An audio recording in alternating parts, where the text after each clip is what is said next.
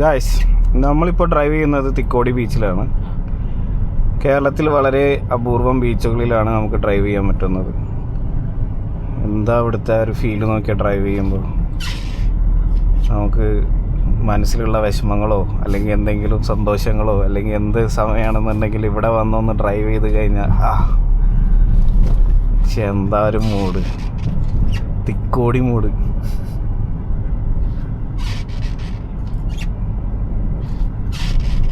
അതാ ബോട്ട് കരക്ക് കയറ്റുന്നുണ്ട്.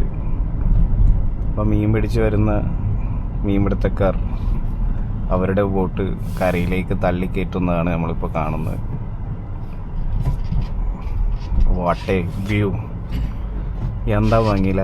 ശ്രീവാസിത്, ശ്രീലക്ഷ്മി, അല്ല ശ്രീവാസിത്. നമുക്കത് കാണാം എങ്ങനെയാണ് ഇവർ തള്ളിക്കയറ്റുന്നത്. താഴെ പൈപ്പ് പോലത്തെ എന്തോ ഒന്ന് വെച്ചിട്ടുണ്ട്.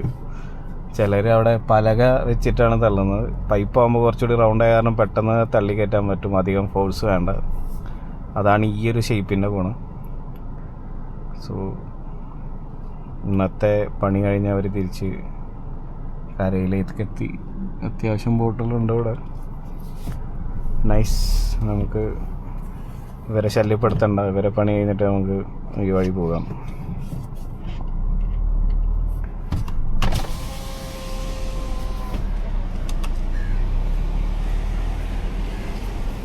നൈസ്.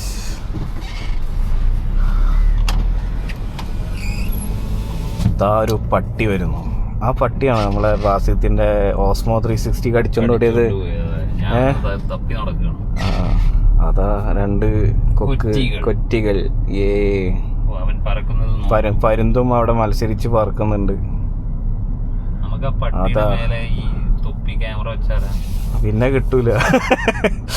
അതാ പോണ. അവൻ തന്നെയാണ് അവൻ. ആ ബാലികൻ. പിടിക്കവനെ ഡേയ്.